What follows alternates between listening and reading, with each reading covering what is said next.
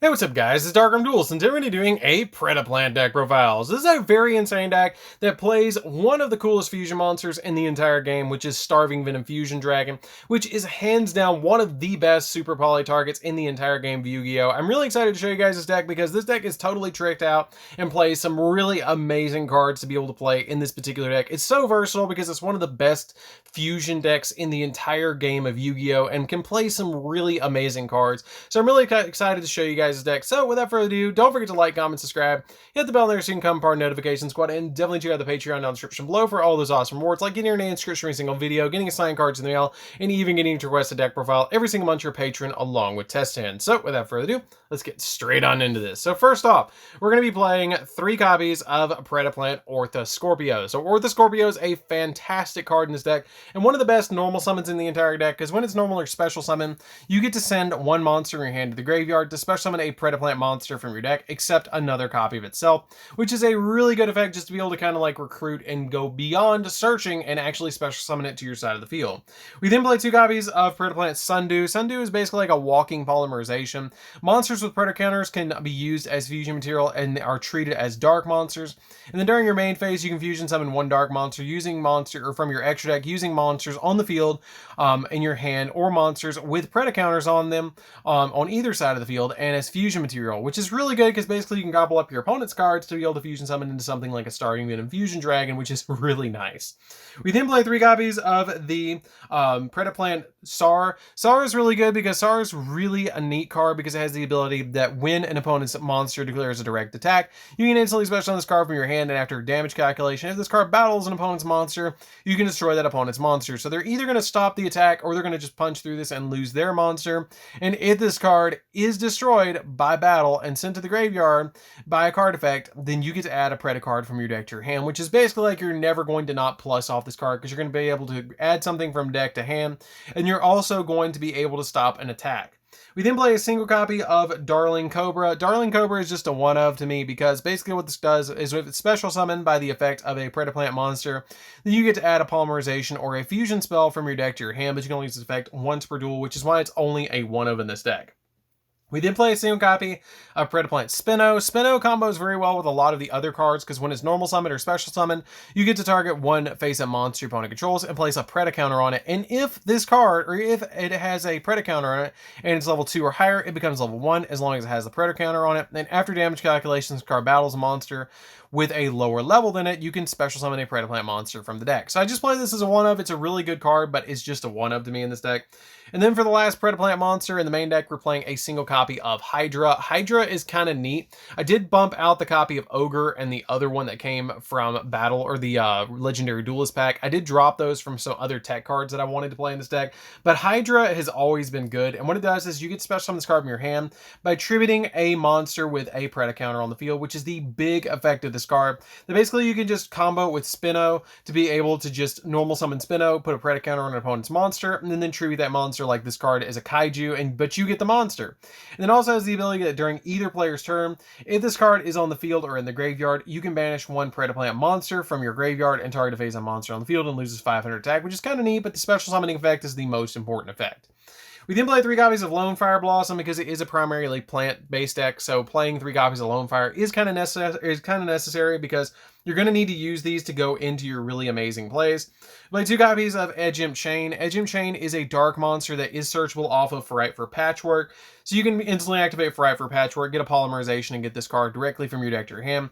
And when it declares an attack, you can add another chain from deck to hand, but usually you're not going to normal summon this card, you're just going to immediately fusion summon it away, which is pretty good. And if this card is sent from the hand or field to the graveyard, then you get to add a Fright for card from your deck to your hand, which is Patchwork, to be able to get it from directly from deck to hand. We then play a single copy of Edgemp Sabers. Edgemp Sabers is really nice because it can special summon itself back to the field from the graveyard by placing a card from your hand on the top of your deck, which is really nice, and it constantly comes back over and over again, so it's a great fusion material, especially when it just requires dark monsters. We play for the Phantom Knight package. We're going to be playing a single copy of Ancient Cloak and a single copy of Silent Boots. Basically, these are here because you can banish them from the graveyard to add different cards from deck to hand, whereas the Silent Boots can add any Phantom Knight monster, or you can banish this card from the graveyard to add a Phantom Knight spell or trap from the deck to the hand, whereas the Ancient Cloak can only add your copy of your Shade Brigandine from deck to hand, or your copy of Silent Boots, where basically you're going to send normally to the graveyard your Silent Boots to be able to go into more plays, but you do need to play the copy of Ancient Cloak as well, because sometimes you draw into the Silent Boots. We then play a single copy of Dark Magician and a single copy of Red Eyes, because going into Dragoons in this deck is really fun to go into this card, because this deck is very primarily focused around fusion summoning, so it kind of just fits in this particular deck. If you draw into them, they're never really dead, because you can kind of always go into some additional plays with these cards, even if you fusion summon them away into the graveyard. You don't have to go into Dragoons every single duel, but it's very, very easy to just normal summon a copy of Orthoscorpio, and then special summon Darling Cobra, and then grab a Polymerization or whatever you need from your deck to your hand, and then immediately link them away for your copy of your Anaconda, and then go for Dragoons, which is really easy and really nice. So that's it for the monsters, guys. Let's get into the spells. So for the spells, we're going to be playing a single copy of Red Eyes Fusion to go into our copy of our Red Eyes Dark Dragoon. It's really easy to go into, so I play it as a one-of in here. One copy of Instant Fusion, because we have a lot of Instant Fusion targets in the extra deck, so this card comes in ridiculously handy in the deck, and it's actually searchable off our copy of our Orthoscorpio Darling Cobra combo. One copy of Ultra Polymerization. If you use this card as a fusion spell, you have to pay 2,000 life points. You have to use monsters on your side of the field to fusion summon, and it also has the ability that neither player can activate cards in response to this card's activation, so it's a speed spell for Polymerization. That also lets you special summon back the two monsters that you use as fusion material back to your side of the field once a fusion summon has been conducted, which is very good, because then you can link them away to summon out a copy of Anaconda and go for Dragoons if you add this card. We then play two copies of Polymerization. You really just need the two copies of Polymerization because it's easy to get this card back and forth out of the graveyard. It's a really good card to be able to kind of combo in the deck, and you have to play it in the deck as a 2-of. We then play three copies of Fright for Patchwork. Patchwork is really important because it lets you add an Edge Imp and a Polymerization from your deck to your hand. So this card is very important to see as your first play, because adding this card from deck to hand off a copy of Chain is just really good, because it's going to search you a copy of Polymerization from your deck to your hand. We then play three copies of Super Polymerization, which just deals with my opponent's boards really nicely. This deck is so good at using Super Polymerization. You have so many targets in the extra deck to go into, and you just discard a card to go into a copy of its signature boss monster, starting Venom Fusion Dragon. If there's dark monsters on the field, you can go into stuff like your copy of your Predaplant that takes 3 monsters. You can go into Dragostapelia if your opponent leaves their Dragoons on the field. Like, there's so many plays that you can go in with this card. Play a single copy of Predapruning. Predapruning is really good as well, because it's basically like Monster Reborn, but searchable. That after you activate this card, you can target a Preda card in your graveyard and special summon it. So it's basically kind of like Premature Burial, where you can special summon it back and it's an equipped spell. One copy of Predaponics. Predaponics, once per turn, you can special summon a level 4 or lower Predaplant monster from your hand or graveyard, but it has its effects negated. And after this card, even if this card leaves the field, and then once per turn during your standby phase, you have to pay 800 to destroy this card. It's a really good one-of. I wouldn't play it any more than one, though.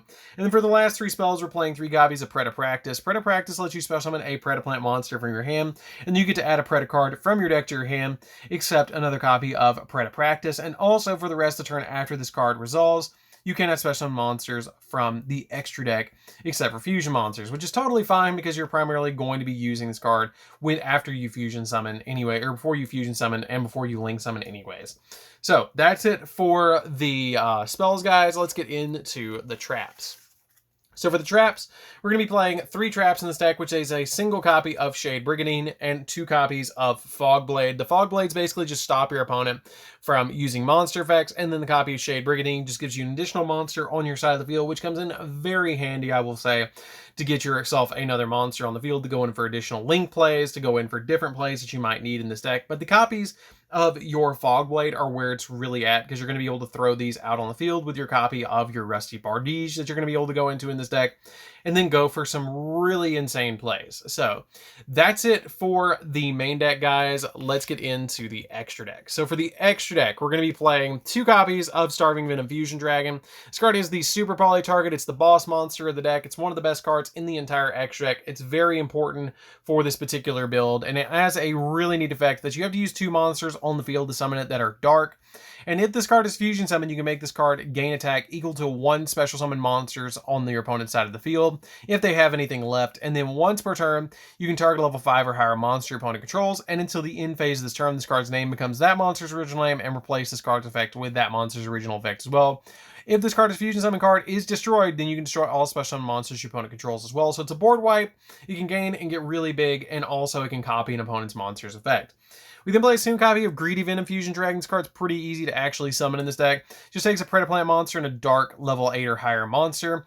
And then it has the ability that you must fusion summon this card, or must be fusion summoned, and has the ability that once per turn you can target a face-up monster on the field until the end of this turn. Change its attack target to 0, and then also it has the ability as well that that target has its effects negated as well. And then if this card is destroyed and sent to the graveyard, destroy as many monsters on the field as possible, and then you get to banish 1 level 8 or higher dark monster from your graveyard to immediately special summon card back. So it does reoccur itself, and it is a great upgraded version of Starving Venom. We then play a single copy of the Predaplant that takes 3 dark monsters on the field to summon.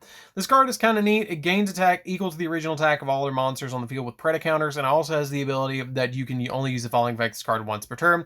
Then when your opponent special summons a monster from the extra deck you control, while you control this fusion summon card, you can quick effect negate the summon if you destroy that monster, or if your opponent controls a monster with a Preda counters on it, then you can special summon this card from the graveyard in defense, so it can kind of come back over and over and over again.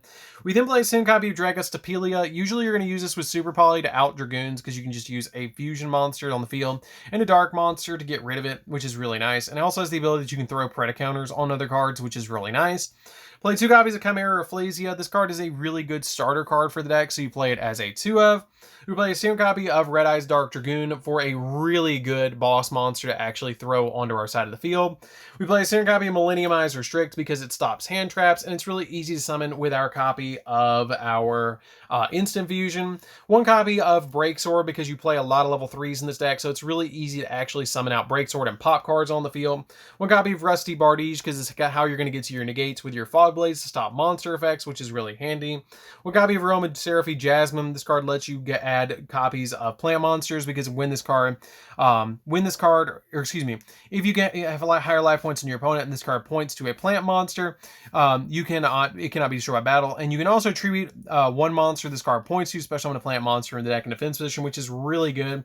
Play a single copy of Cross Sheep because it can revive stuff from the graveyard if you fusion summon. 1 copy of Anaconda to go into Dragoons and all our other really good plays. And then a single copy of Linkuriboh, which can be relinquished anima. It's totally up to you.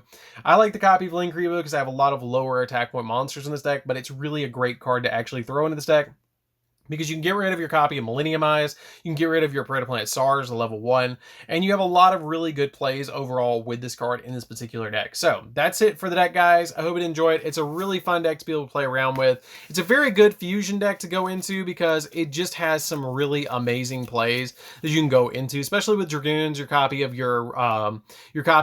your Rusty is really good. Going into your copy of Starving Venom is fantastic. It just has such a good artwork for this particular deck.